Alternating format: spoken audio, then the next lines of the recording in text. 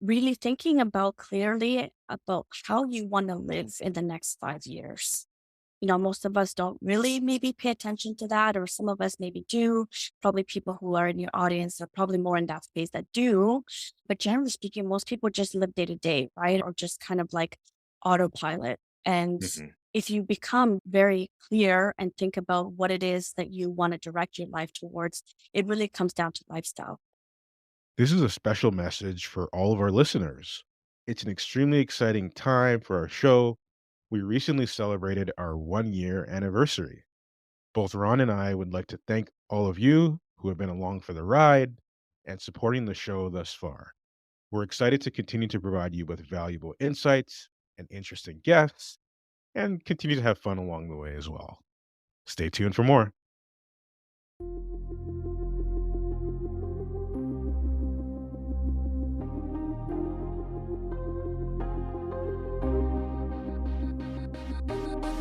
You're listening to the Black Wealth Effect podcast, where we're all about inspiring the next generation of Black Canadian real estate investors to succeed financially. If you're tuned in, that means you're hungry to take action and build wealth outside of your 9 to 5. We'll be sitting down with Black real estate investors, entrepreneurs, and allies to discuss a diverse set of topics to help you along your investing journey. Let's get started. You're tuned in to another episode of the Black Wealth Effect podcast. I'm your host, Mario. As always, please like, subscribe, and leave a comment for this episode so we can keep bringing you this great content. Our guest this week is Carina Guzman. Carina, welcome to the show. Now, Karina, you and I have had a few opportunities to connect in the past, and after each interaction, whether it's at a conference or over a virtual coffee, I've always left our interactions inspired. And so I'm extremely excited for what you have in store for our listeners today. Awesome. Yeah, I'm really excited to be here today and talk to you about all kinds of things. So get ready. I'm excited. Awesome. So to start, like we normally like to get to know our guests on the personal side and as well as learn about their investing journey. For you, I know you've had a lot of success in the land development space. If you were to go back in time and speak to your younger self prior to getting started with investing, like outside of obviously like buying earlier or investing more early on, like what advice would you Mhm. give yourself? Oh gosh, so many things. I think what would have been really nice, or if had I known, I think it's just to take a leap. Like just you don't have to know everything right away, or you don't have to know 100% a full checklist of everything. Just taking a leap, I think, is a leap of faith, and having that faith in yourself, the confidence in yourself would really go a long way, just to try different things. And not even necessarily, I'm not even talking about real estate. I'm just talking generally in life, just to having that faith in yourself to just do a little bit of outside of the box, outside of your comfort zone, more than I did, I think, in when I was in like younger years, Mhm. that would have been, I think, really good thing to do. And I have boys myself, so I encourage them now, knowing that kind of information, to do that for themselves. I really encourage them. And for any young person, and to be honest, I think even just anyone in any age, because and I know there's people that are older and still haven't taken any risk, or any Mhm. leap of faith. Yeah, So there's no time limit. Just think about what you would excite you and take a leap of faith towards that every day. That's what I would say. that's awesome. Love that advice. Thanks for sharing. And so, like, our listeners have likely thought about investing in real estate. Like, they're likely working the 9 to 5 grind at the moment, Yeah. maybe thinking about either once again starting or like investing full time. I know for you, like, just throughout your journey, there was obviously like a period of time where you worked in the corporate space Yes. and then took that once again, a leap of faith as you touched on, right? Like, what was that motivating factor for you, and like, what was that experience like? Oh my gosh. Very typical to most people, in the sense that You have to be hurting enough to say, you know what, I don't care anymore. I need to make a change for myself. Most people need to hit quote unquote rock bottom or hit a pain point that they can no longer sustain. It's so unsustainable that it requires you to make massive action. And I was one of them. I was very much in the corporate world, like you said, working my way up. My parents really wanted me to do that. I generally liked it at the beginning. And I thought, I'm going to do everything to work up the corporate ladder, which I did actually. In fact, I was very blessed to be given a lot of opportunities. I worked my way up the entire time I was there. People liked me a lot, and likability is a big component of that. And I generally like people. So that for me came naturally. But with that also came a lot more responsibility, as you know, a lot more delegation of duties that were definitely outside of my scope, which was great because, of course, they believed in me enough to give me those opportunities. I believed myself enough to do that. But then at the same time, I was really burning myself out. I also worked in a world where it was very much about timelines, budgets, and I ran all those budgets for them, and they're massive budgets. And the environment that I was in, eventually with management changing and people changing roles, it became very toxic, almost to the point where I was literally becoming sick myself. Like I was literally working nonstop. It was one of those environments where if you didn't work those type of hours or over the weekend to get the job done, you were kind of frowned upon. And it was just one of those, very typical to a lot of us. A lot of us are going through that, already. Even now, a lot of people are going through this. So it was very much like that. And I did it for years, Mario. Like I really tried hard to put everything I had until one day I'm like, literally felt sick. I actually threw up just before going to work. And it's literally your body telling you, you can't sustain this any longer. You're so stressed out. You're so not in a good space that Yeah. I had to make that leap of faith. I was very blessed because I was always doing real estate on the side. I always Mhm. liked real estate. So I had bought my first property when I was 23 and I was working into buying multiple properties. So I already had that base and I loved real estate. I always loved it. So when it came time to say, you know what, I'm just not going to do this anymore to myself. And it wasn't also good for them. It's not good for me. I decided let's cut ties and let's start fresh. I need a new chapter in my life. I was blessed to have all those underlying real estate projects that I was doing already to make that happen. Mhm. So that's how it really all worked out. Yeah. But you're right, I did it all on the Good side for hustle, after work, weekends, and all that kind of stuff to make it Mhm. happen. It took years. It took years to get there. Wow. That's awesome. Thanks for sharing that. And to your point, right? Like I think like real estate investing, similar to other income streams, like it's all about like wealth creation and like really it's like lifestyle design, right? Yes, totally. 100% is really thinking about clearly about how you want to live in the next 5 years. Most of us don't really maybe pay attention to that, or some of us maybe do. Probably people who are in your audience are probably more in that space that do. But generally speaking, most people just live day to day, right? Or just kind of like autopilot. And Mhm. if you become very clear and think about what it is that you want to direct your life towards, it really comes down to lifestyle. How do you want to live in the next 5 years? How do you want every little detail aspect? How do you wake up in the morning? What do you do in the morning? Are you going to go and answer emails, or are you going to set a routine? How do you want to spend your days working or not working? Or what do you want to be doing every single hour of those days? And really thinking clearly about what that looks like. It gives you so much good perspective on reverse engineering your life to create the life that you want 5 years down the road. And when I was going through all of that, that's all I kept thinking about. How do I really, because I was in pain. I was in like a lot of stress level Mhm. that I realized, okay, I don't want this. So what do I want? And how do I want to live my life on a day-to-day basis? I knew I didn't want to live like that. So I started thinking, how do I want it to look like on a day to day basis? And every day thinking about it, every day thinking again and again, almost like creating a storyline in your mind that you're replaying over and over again.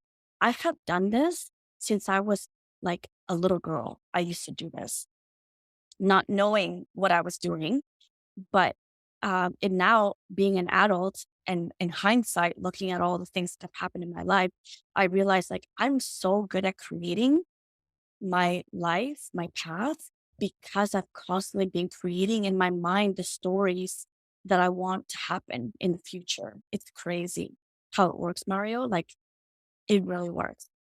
Yeah, I agree, and, like, mindset's so powerful, right? And to your So point, like, powerful. being clear on your goals in the next 3 to 5 years, writing it down, and working towards it, right? Yeah, everything like that. It's so key. Awesome.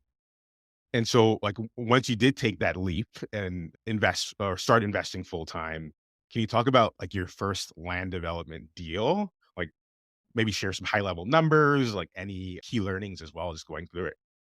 Yeah. So the very first project that I bought was it was a transit. So I had gone to a point at this level where I knew transit, meaning lands or properties closest to transit, were the prime ones because the city was very supportive of intensification. So I had learned about that at that point, and I realized, okay, let me just niche in and focus on transit.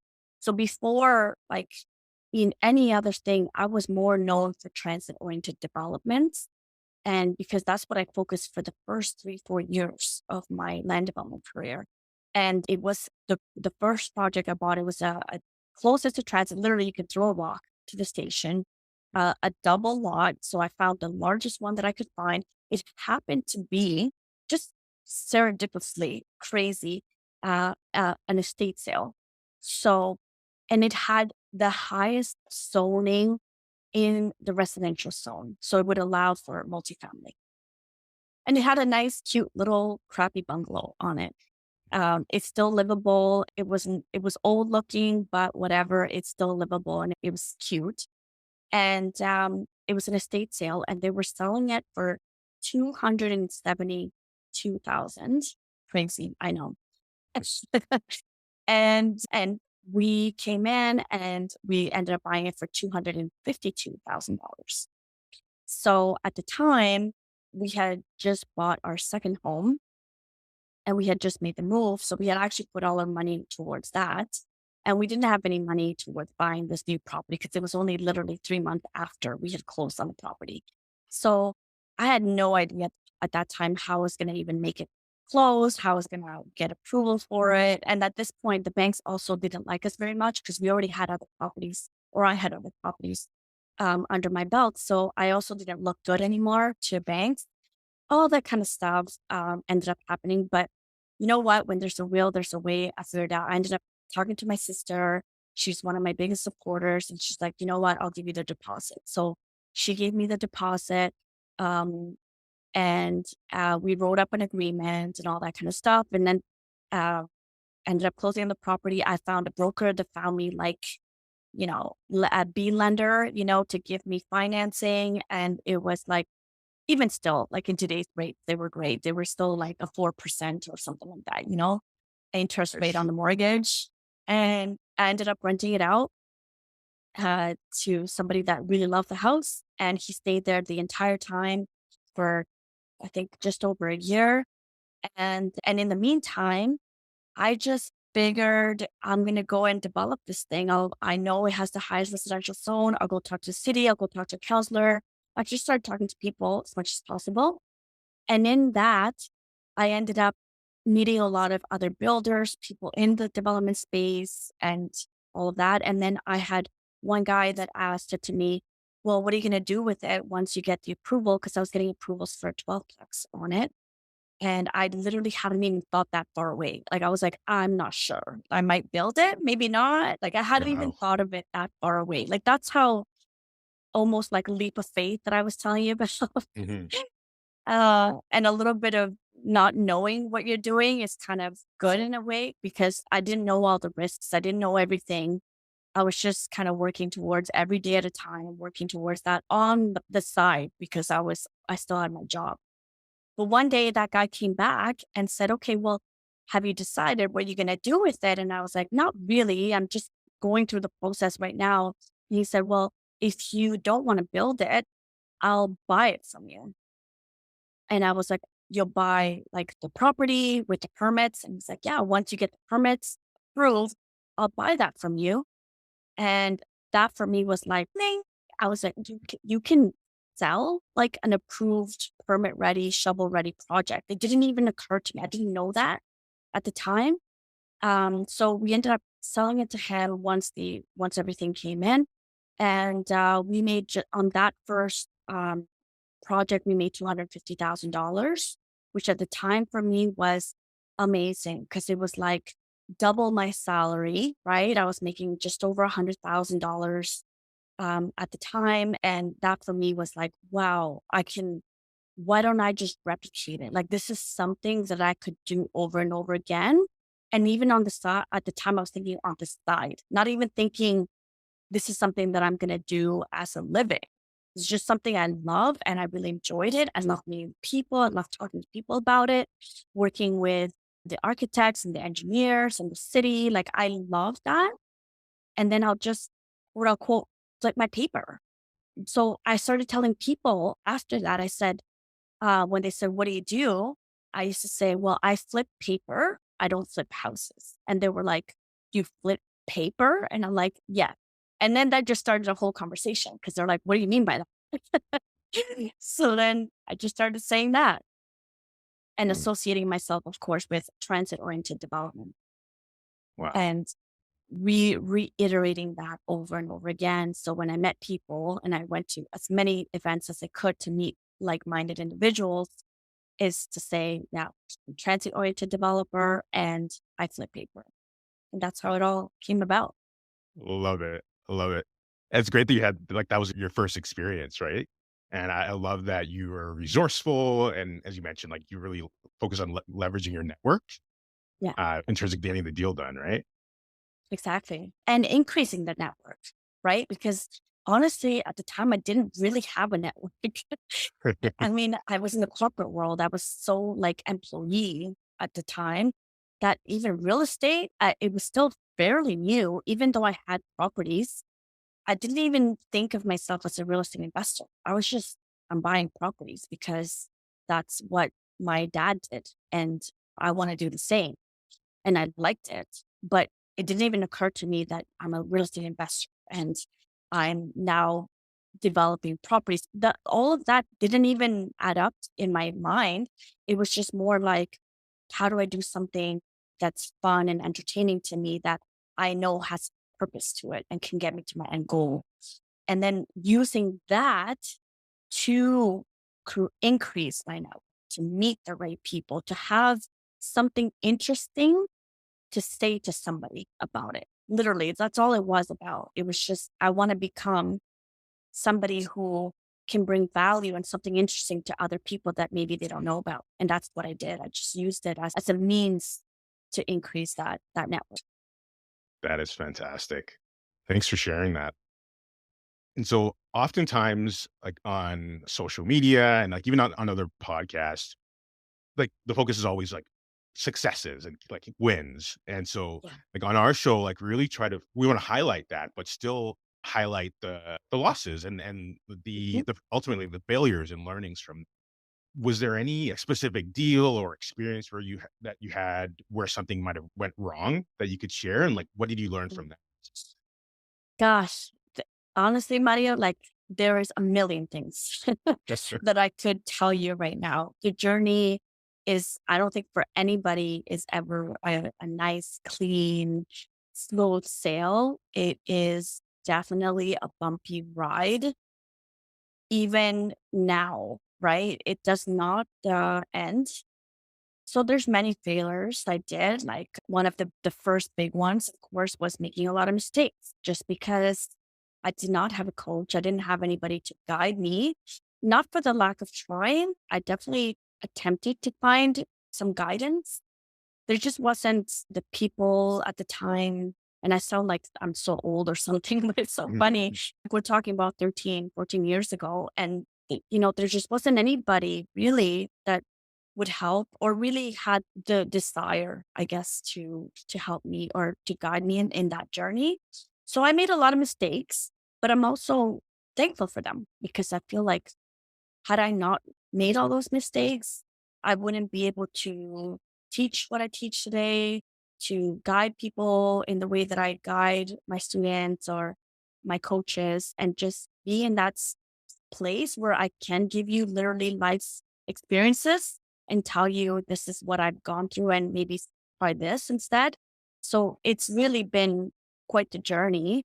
I think one of the biggest ones for me has been that I have attempted to create vertical sectors, vertical aspects of the business, meaning that, I have attempted to partner with people who have some experience that they can bring to the table. And then it's a nice synergy, a nice relationship to kind of grow and scale. And they haven't quite worked out. So I've had a lot of really big losses just from partnerships alone. And I want to say three major losses in partnerships that have gone wrong. And each one has been very different. One being, construction aspect of it. Because, of course, land development, what I love about it is the vision. It's creating something from scratch. It's creating a space where people can thrive in and become the better version of themselves, something that brings value to them. That for me excites me. So the design aspect for me is my thing. That is my one thing that gets me going and makes me excited. Construction, not so much. It's not really my thing, which it sounds funny because I'm in land development, but you don't have to love everything. You can delegate things that you're not good at to the people that are good at. And so, naturally speaking, any developer would say, yeah, we need to have a portion of our business that has construction aspect to it, which is what I endeavored to do. It did not work out very well at all. And in fact, there's some major losses out of that alone. I've also attempted to partner with a modular company, to come in and do that aspect. So see how initially I took it as the more traditional kind of construction basis. I tried the other version as well. Didn't quite work so well either. The relationship ended up deteriorating. There was just no more trust in what they said they could do and perform, and then in the end, not being able to carry that through. There's also the loss there. Mhm. And is that modular homes? Yeah, like Okay. modular homes, modular construction, that sort of thing. So I tried that aspect as well, and it didn't quite work either. I had another partnership as well that I was trying to create that also didn't work either. So my biggest losses have honestly been in trying to integrate partnerships or try and create aspects of my business that haven't quite worked out. But in that, saying all of that, I have been able to create so many other relationships and so many other ways that have grown and helped my business as well. So not to say that, partnerships are not good. It's just certain ones that haven't worked out. And those have been probably the biggest losses that I've had in my business throughout the entire journey of my business. But they've also helped me learn so much. So I'm still grateful for them. It's Yeah, still a loss, but we're all gonna go through this and it's never a clean, easy journey, but it is what it is. exactly. And it just makes you stronger, right? It's just meant to happen to make you a stronger individual and make you better for the next time around. That's how I see it. Well, that's great advice. I agree. Everything you just shared, and definitely been there, done that as well. Yeah, me too, eh? Yeah. Okay. And so, if we change gears a little bit for our listeners who are like new to land development or considering getting into it and are looking to evaluate a market or like a specific city, like what advice would you give them? And then, like, what are some key kind of tools or go-to resources one should leverage? Yeah. You know what? It's so funny because I feel like most people, what they end up doing when they want to get into like a specific real estate strategy Mm, is they just start to look at MLS and they start to look at, okay, what's out there, right? Because mm, that's usually what we do, and it makes sense. But in reality, the way I see it or the way I approach it is I want to know what the appetite is for development in that market. So instead of just going to randomly look at a bunch of MLS listings and then just Zillow or whatever, House Sigma or whatever platform you're using and calling a bunch of realtors and brokers, instead go first to the source. So the source means the city is going to tell you what they want, where they want it, to what level they want it, and it's all documented. It's all out there. It's all information that's available publicly to everybody who looks for it. You can sign yourself up to city webinars, to new releases from the city in terms of transportation plans, growth plans, development plans, community design plans, secondary plans, the official plan. Like there is so much content out there that already exists. And you just have to dig in a little bit and get yourself involved. At the beginning, it's going to seem like gibberish, like you have no idea what's going on. What does this mean? What are you talking about? I have no idea. But eventually, the more you stick to it and the more you stay consistent and keep yourself in the loop, the more you're going to start to be able to put the little clues together and put everything matching it up and seeing where it takes you. When you go first to the gym, right? And it's like you're new to the gym, all these machines look so foreign to you, or you feel like, I'm not comfortable. I don't know how to use it. I don't want to look dumb, not knowing how to position the weights or how to change the weights or how to use buttons. And it's kind of like that, your first time going there might be intimidating and you don't know what things mean. You don't even know what these machines are called. Um, so it's the same thing like that is you just need to get yourself into it and just slowly start to pick up little nuances, wording, how they go about talking about certain what do you call it, sections of what they're talking about or releasing at the time, and just getting to know those little things. And eventually, you will get to a point where you realize, okay, this sector or this portion of the city is really looking to grow in this specific area. So now, instead of randomly looking at MLS, you're now going to niche in to an area that the city has already specified.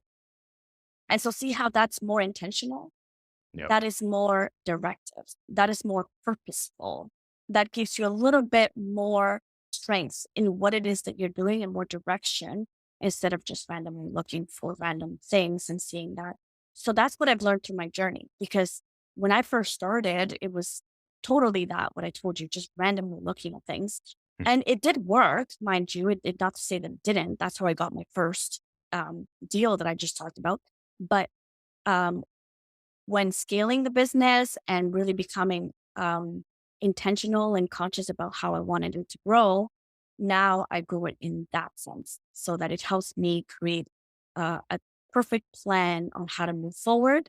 And it's a plan that is more a collaborative viewpoint or standpoint with the city as opposed to me creating a plan or a vision for something that I have to convince the city to see it my way. So see how it now becomes very different as well in that yeah. sense. So that's my suggestion, Mario, is to look at it in a different light and put yourself in a situation where you can understand certain clues and piece those clues together in that market that you're looking to grow into.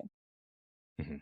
Yeah, I love that. And to your point, like just being like thoughtful and strategic about how you're approaching it and not just talking to realtors and looking at MLS, just as you said, Yeah. right? Yeah, Yeah. exactly. I mean, I work with realtors, I work with brokers a lot as well, but most of them have not been trained to look at land in the way that we as land developers look at it, right? We look at it in a Mm, very different light. I can look at a property in a whole different way than another real estate investor might look at it, maybe because they're looking at it for multifamily perspective, or maybe they're looking at it for SDU conversion or a BRRRR or a flip, and those numbers might not work. But when I look at the same property and I can analyze it in a land development view, my standpoint and my viewpoint of that analysis might be completely different than yours.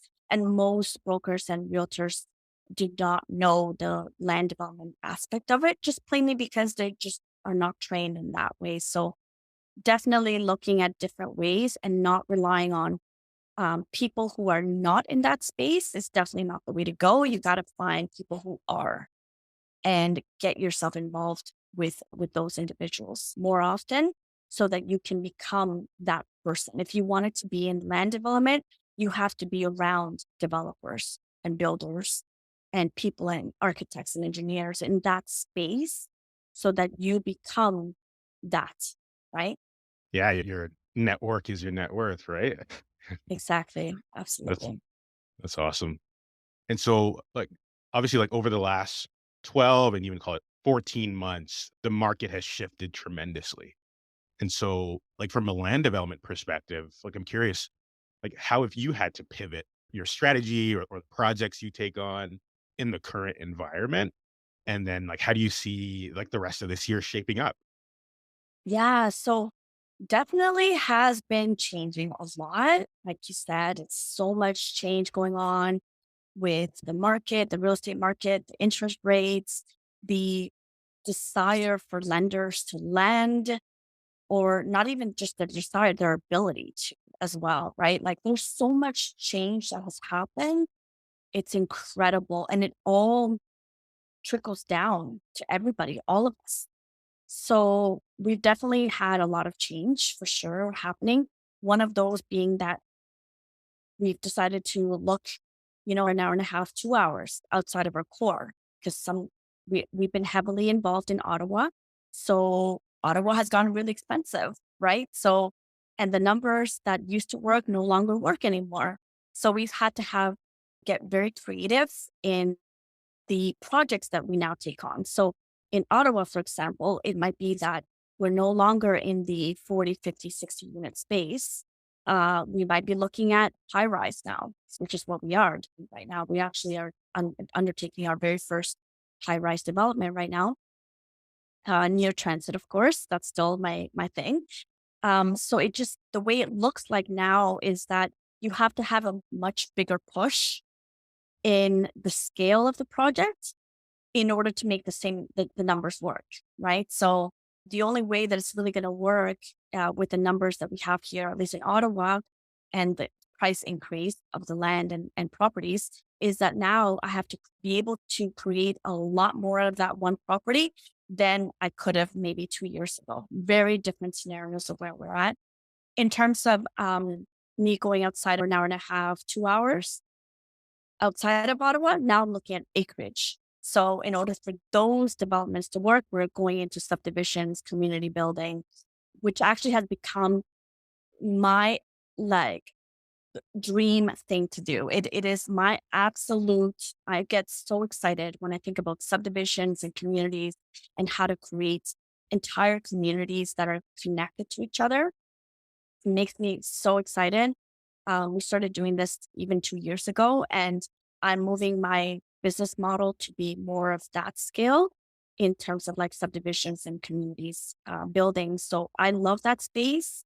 And I think it's a pretty perfect time also, actually, because I've been so transit oriented development for so long that it's a nice transition to something new for us in our business and what we're doing. So naturally, we were going that way, I guess, in a way, but also the way the things are going in the market and this change of everything, it also makes sense financially and economically to make that shift in the business model that we're doing. So those are certain aspects that we've naturally kind of moved towards. It probably increased the rate that we were going at that because of the change in the market and everything like that. And also because I teach a lot, right? I have my land development program, I teach, and a lot of my students are getting into the infill space, which is a lot of that transit oriented kind of projects that I was mentioning. And so I'm also giving them the space, right? The ability to get into that space and pushing them forward into that space because it's a great way to begin, a great way to start in your land development journey. Not to say that people can't go into subdivisions if they wanted to, but obviously it just makes sense to begin smaller and then work your way up. So naturally for us, it's just become a really great segue to move into that space. So that's what we're doing in our business. Awesome. Big things on the horizon. That's Yeah, awesome. Thanks for sharing like that. super exciting. You may have heard me, Mario, say, like, do things that excite you, you know? Yeah. And I really believe in that so much because doing something that excites me every day is what really wakes me up in the morning. It's what really helps me get through those down days. It's what really helps me motivate my team and get them to think outside the box and go and do what they do best. And it's really what gets me to stay resilient throughout this entire time, staying in a space where I feel excited is really what's going to get me going. I know myself so well, Mario. Like, I am the biggest procrastinator in the whole world. And I say that to people, and they're like, what? No way. But honestly, I am. And then I realized one day I'm procrastinating on things that I don't like to do. I really don't. But if I see something that excites me, I literally drop everything and I just start focusing and putting numbers together and doing all of this analysis on that one thing because I'm so excited about it. And I forget about everything else. And then I start to dream about it. I start to create these visual ideas in my head about what it could look like. I start to talk to my team about it. I start fantasizing about the things that excite me. And I completely forget about everything else. I am so that tight that I realized, you know what? I'm not really a bad procrastinator. I just procrastinate on the things that don't excite me. And I focus on the things that do. And I suggest for everybody to learn what excites you, what makes you get going. And you're going to see if you focus on those things, oh my gosh, your life changes. Everything just becomes more open. You attract people towards you just because your excitement and you being at your level, at your space that you're so in tune with, it has a currency. Excitement has a currency. I don't know how to calculate that currency yet, but it has a currency because my entire business and everything that I've done has all been attracting the right people towards me. And the more I stay in my excitement state and what I love to do, the more of the right people show up in my life. And those people are what bring skill sets. They bring ideas to me. They bring referrals to me. They bring money to me. They bring so much of their desire to be part of what I'm doing. And it really has helped us grow our entire business. So, sorry, I went on a little rant there, but I No, think it's good. excitement is, and learning what excites you and doing that every day is what's really going to get you to progressing your career, progressing your entrepreneurial journey, progressing your real estate journey, whatever that is, whatever that looks like for you, do that one thing, even if it's after work, even if it's evenings, even if it's weekends, do that. Stay there. And everything else, just find the right people to do it for you. Do it. Amazing. Mic drop. That I love that. Well, Karina, this has been a fantastic conversation. I really appreciate you sharing your experiences and insights and providing advice for our listeners. My pleasure. Um, it's been awesome. Yes, this is absolutely my pleasure, Mario. Thank you for having me and Ron as well. Thank you to Ron for inviting me to your podcast. And it's been a true excitement journey seeing your journey as well. I know you and I have talked about a few things and you've asked for some advice. And I love seeing everybody's journey. This is like, for me, giving value to others brings me excitement and seeing your journey and growth brings me a lot of excitement. So stay there. You're doing amazing. And thank you so much for inviting me to your podcast. It's been a true pleasure. Awesome. Thanks again. And to our listeners, thanks for tuning in to another episode of the Black Wealth Effect podcast. Bye, guys. Thank you. What was the one thing you heard today that inspires you to take action? Now, plan to take that action in the next 24 hours. If you're looking for more support, ideas, or just want to connect with others like you taking action, join us in the Black Wealth Effect Facebook group. The link is in the show notes. Thank you for listening, and we'll catch you next time on the Black Wealth Effect podcast.